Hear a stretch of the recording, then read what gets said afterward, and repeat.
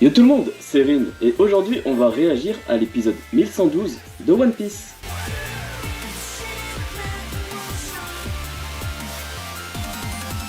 Dans l'épisode précédent, l'équipage est toujours à la recherche du docteur Vegapunk. S-Snake a détruit Pythagore, les autres affrontent toujours les Séraphines, et S-Hawk s'est mystérieusement volatilisé. Et finalement, on apprend enfin l'identité du traître, ou plutôt de la traîtresse, qui est York. Bref, passons à la vidéo réaction de l'épisode 1112 qui s'annonce dément. Ah ouais, déjà le fait de voir les bandes noires au-dessus et en bas de l'écran, ça montre déjà qu'on a un épisode de qualité. Et dès les premiers plans, on voit déjà de superbes dessins. Une magnifique colorimétrie. Ah, on sent que cet épisode va être incroyable. Regardez-moi ça, on dirait qu'on regarde un film là.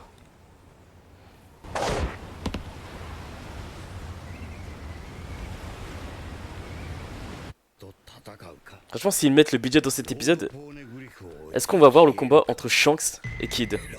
Ce serait trop bien. 激突シャンクス対ユースタスキッド Hâte de voir ça. なんと困ったことに世界政府はステラだけじゃなくアタイのことも消すことにしたみたい。信じられない。頭きた許せない。そうだよね。何か言って。はい、許せません。遅い。それならこっちにも作戦があるわ。であなたたちにはひとまず邪魔者を片付けてほしいの。フロンティアドームは閉じたからアタイとステラ、そして地下の人質を残して全員殺しちゃって。Quand on dit qu'elle a tué tout le monde, c'est qui? S スネーク。はい、彼らの目の前でアタイをやっつけたふりをして。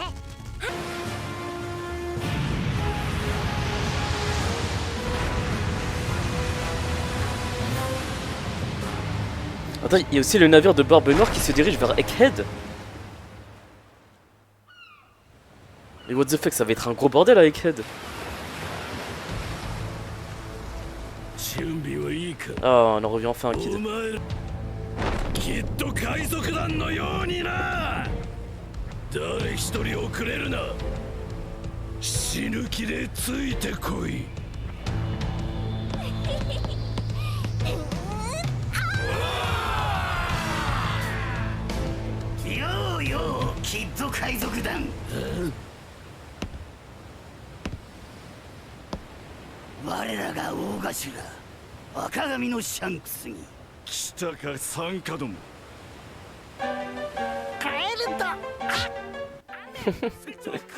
S'attendait pas du tout à ça. Là. Après les premières images qu'on a eues de lui.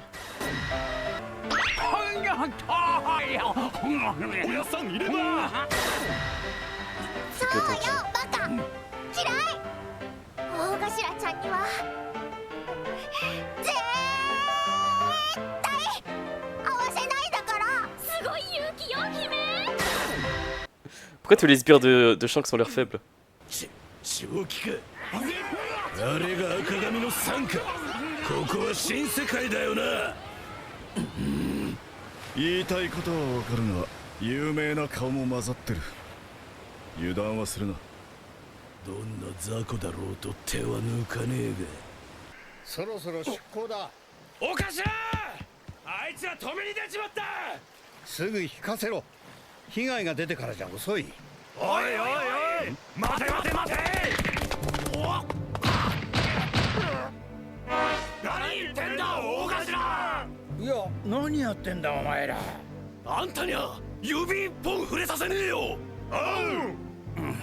Et c'est vrai qu'en parlant de cheveux, ce sont les deux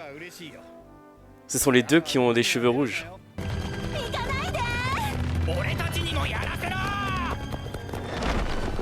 Punaise, il a du succès le Shanks.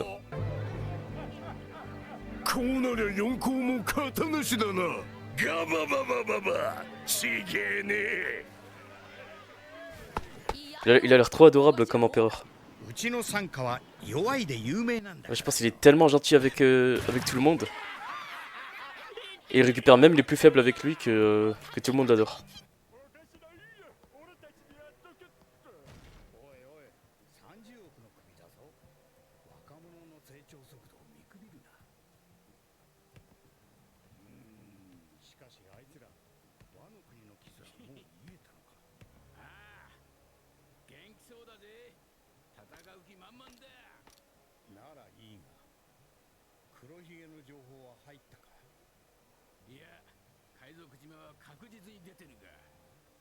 Ah, ils ont même des éclaireurs chez Barbe Noire. Ouais, je pense qu'il a vraiment que Barbe Noire en tête, Shanks. Hein. C'est vraiment son némésis. Et comme c'est un empereur, il a aussi des informateurs partout. サウスブルーか。だいぶ暴れ回ってきたな。何隻いる？9隻。手配所で見た顔もちらほら。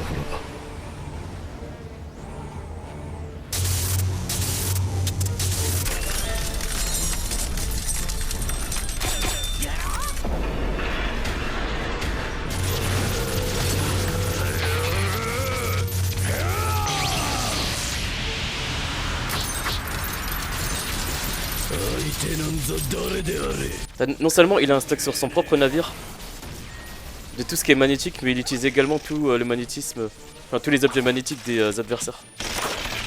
10秒で全滅させてやる。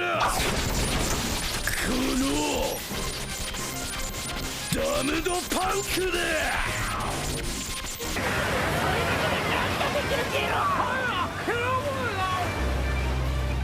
ギャーギャーと。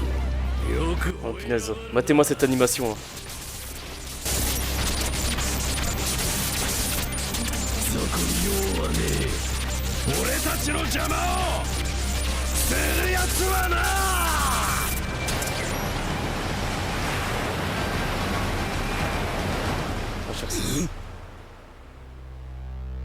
Qu'est-ce que c'est que ça?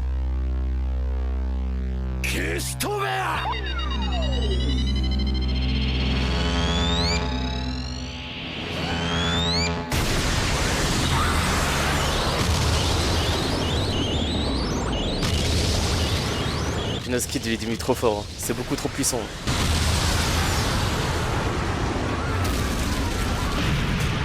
Il s'est débarrassé de l'armada de Shanks d'un seul coup.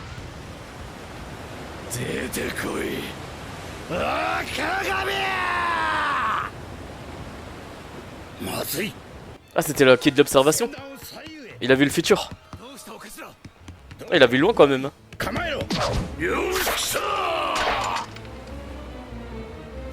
Sachant qu'il va tout de suite faire quelque chose pour protéger tout le monde.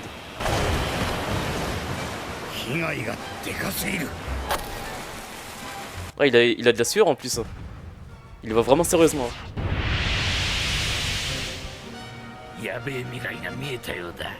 Ouais, ouais.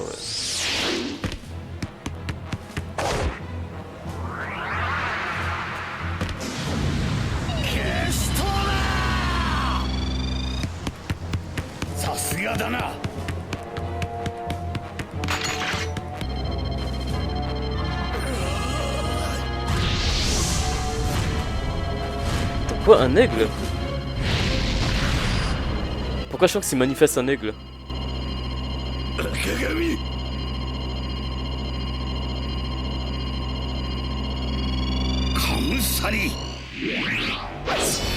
Eh mais c'était la même attaque que Gold Roger.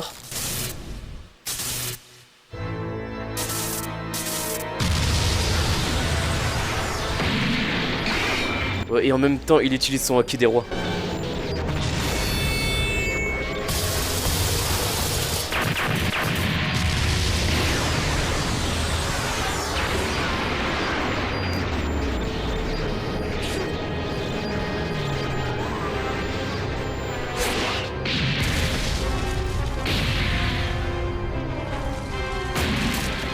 Wow. Il a touché Kid mais il a fait perdre conscience à tout son équipage également.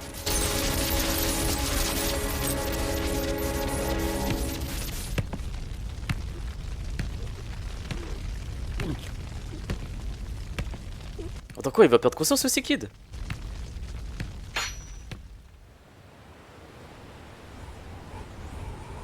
Non, c'est pas possible. 相棒。おお、もう目の前だ。ああ。俺たちは勝った。ロード・ポーネグリフもあと一つ。海賊王まであと一つ。カイドウ、ビッグマム、赤髪。はあ、旧時代の雑魚どもめ。俺たちが最強。俺たちについてこれるやつはいねえ。海賊王になるのは Il a quand même pris trop la confiance. Hein. 俺だ。 Je vois pas sur quoi il se base pour dire ça alors que il a quand même affronté Big Mom à deux. Hein.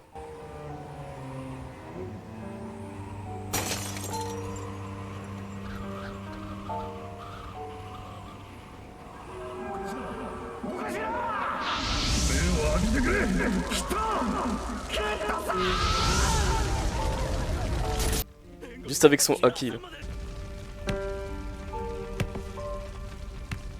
Là ouais, je sens que ça rigole pas du tout. Hein.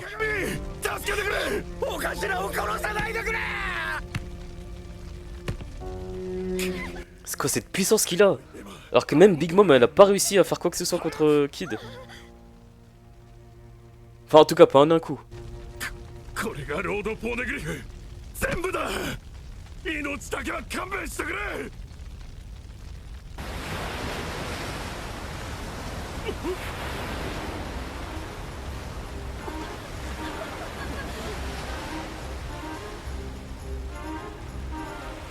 大頭こっちへ。 Est-ce que Shanks va avoir pitié d'eux ou...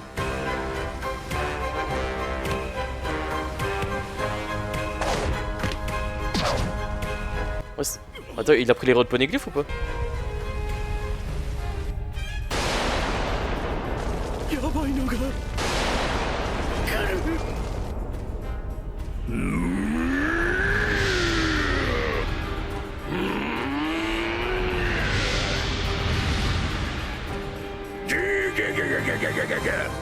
俺ちび人間、人の故郷に銃口を向けたらガババババババ、同じ目に遭う覚悟をしろよ。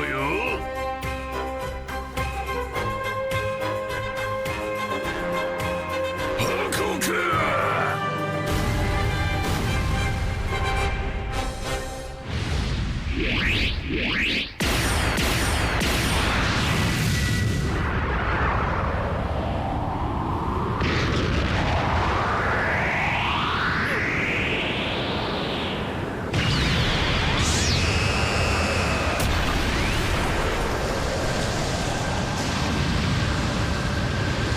Ils ont tranché en deux le navire de Kid.